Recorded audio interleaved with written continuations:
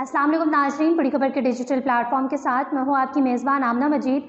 कल आयरलैंड और यूएसए का मैच होना था और अगर उसमें आयरलैंड जीत जाता और यूएसए हार जाता तो पाकिस्तान के वर्ल्ड कप में बरकरार रहने के कुछ चांसेस थे, लेकिन अनफॉर्चुनेटली फ्लोरिडा में इतनी बारिश हुई कि वो बारिश जो है वो मैच को बहा कर ले गई और कुछ इस तरीके से पाकिस्तान की उम्मीदें भी वो मैच बहा कर ले गया और पाकिस्तान का सफ़र world cup T20 world cup 2024 में ख़त्म हो गया, जो पाकिस्तान उसमें एक स्टेज भी पार ना कर पाया, टॉप 8 में ना आ पाया और पहली स्टेज से ही बाहर हो गया।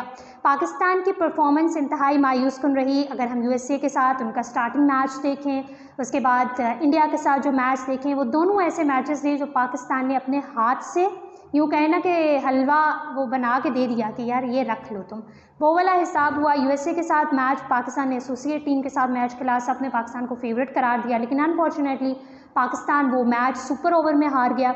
उसके बाद इंडिया के साथ 120 रन की इनिंग्स इंडिया ने खेली और पाकिस्तान हाफ आवर तक होपफुल था कि हम ये मैच जीत जाएंगे और हम मुकम्मल तौर पर सेलिब्रेशन की तैयारी कर चुके थे, लेकिन पाकिस्तान ने आधे घंटे में वो मैच भी इंडिया के हाथ में खुद दे दिया कि ये तुम रख लो और इस तरीके से पाकिस्तान अपने पहले दोनों मैच हार गया। और उसके बाद पाकिस्तान ने कनाडा के साथ मैच खेला जो कि पाकिस्तान ने जीता, लेकिन ख़ास उसमें कुछ था नहीं बताने को। और फिर पाकिस्तान ने अब अपना आखिरी मैच आयरलैंड के अगेंस्ट खेलना है, जिसकी कोई भी वक़्त नहीं है, उस मैच की कोई लॉजिक नहीं है, बस उन्होंने खेलना और खेल के वापस आ जाना है। कल वो पाकिस्तान टीम वापस आ रही है और उसके साथ साथ जो है वो इस दफ़ा ईद कुर्बान जो है ना वो पाकिस्तान ने अपने घर वालों के साथ पाकिस्तानी टीम ने करनी है, क्योंकि उन्होंने कुर्बानी दी है। इस हवाले से उन्होंने, मुझे लगता है वर्ल्ड जिस तरह ईद कुर्बान पे हम जानवरों की कुर्बानी देते हैं, तो पाकिस्तानी क्रिकेट टीम ने कुर्बानी का इतना असर लिया ईद कुर्बान का, तो उन्होंने इस दफ़ा कुर्बानी दी वर्ल्ड कप की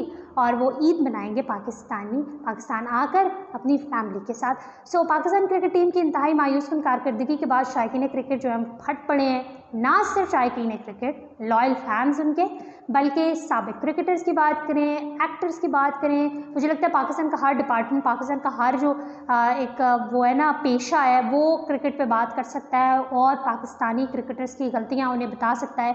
मैं कहती हूँ हर बंदा उन्हें बता सकता है, लेकिन पाकिस्तानी क्रिकेट को और क्रिकेटर्स को नहीं पता कि उन्होंने कहाँ कहाँ गलती की है।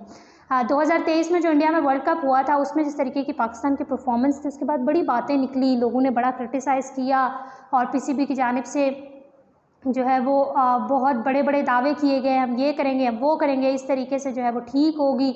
सिलेक्शन कमेटी पे सवाल उठाए गए, कुछ एजेंट्स के हवाले से सवाल उठाए गए, ग्रुपिंग के हवाले से सवाल उठाए गए, फेवरिज्म के हवाले से सवाल उठाए गए, पीसीबी चेयरमैन के हवाले से सवाल उठाए गए, लेकिन वो सिर्फ बातों की हद तक रही और उसके बाद वो चीज़ ख़त्म हो गई और फिर वही कहानी दोबारा दोहराई गई 2024 के ये T20 वर्ल्ड कप में जो पाकिस्तान ने परफॉर्म किया। बहुत सारे लड़कों पे सवालात उठ रहे हैं, बाबर आजम की कैप्टनसी पे सवाल उठाए जा रहे हैं, जिसकी वजह से अब ये कहा जा रहा है कि बाबर आजम को जो 2023 में वर्ल्ड कप की कारकर्दगी के बाद उनको हटा के शाहीन शाह अफरीदी को T20 का कैप्टन बनाया गया था, उनको हटा के तो अब दोबारा से बाबर आजम को T20 वर्ल्ड कप और आगे जो आने वाली चैम्पियन ट्रॉफी है उसके लिए कैप्टन बनाया गया था। लेकिन अभी खबरें सामने आ रही हैं कि बाबर आजम की कैप्टनसी पर सवालात एक दफ़ा फिर उठ गए हैं और उनको हो सकता है कि बांग्लादेश के साथ आने वाले जो 2 टेस्ट मैच हैं उसके लिए कैप्टन ना रखा जाए, उनको रेस्ट दी जाए और जो बांग्लादेश के साथ 2 टेस्ट मैच हैं वो चैम्पियनशिप, जो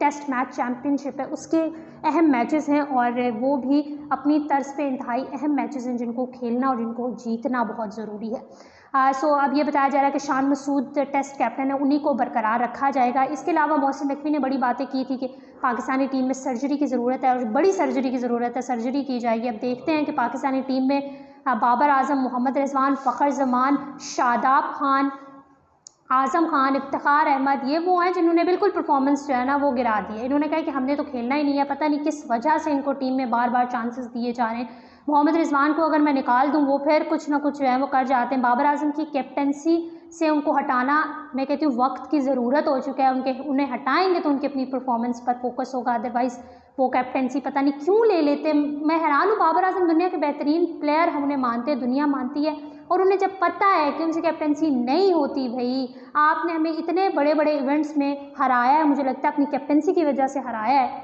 तो फिर उसके बाद कैप्टन रहने का इतना क्या शौक़ है, क्यों बन रहे हैं आप कैप्टन? दुनिया के जो बेहतरीन प्लेयर्स होते हैं वो कैप्टन अच्छे ज़रूरी नहीं है कहूँ। इसकी बेहतरीन मिसाल हमारे पास शायद मैं ये कह सकती हूँ कि केन विलियमसन को देख लें। मुझे नहीं लगता कि वो भी बड़े बैड लक है उनके मामले में, लेकिन विराट कोहली के हवाले से हम कह दें, जिस तरीके से उनकी कैप्टनसी थी तो इंडिया उस तरीके से परफॉर्म नहीं कर पाता था और उनसे कैप्टनसी ले ली। उन्होंने दोबारा कभी इस चीज़ की ख्वाहिश का इजहार ही नहीं किया कि उन्होंने कैप्टन बनना है। लेकिन बाबर आजम को पता नहीं क्या, अल्लाह जानता है कि वो जो कहते हैं ना एजेंट्स और ग्रुपिज़म वाली बात है, वो कहीं ना कहीं से ही लगती है हम फैंस को। अब के बाबर आजम जो है वो आखिर पता नहीं किस वजह से कैप्टनसी के पीछे पड़े हुए और क्यों अपनी जो बनी बनाई इज्जत है उसको ख़राब करने पे तुले हुए।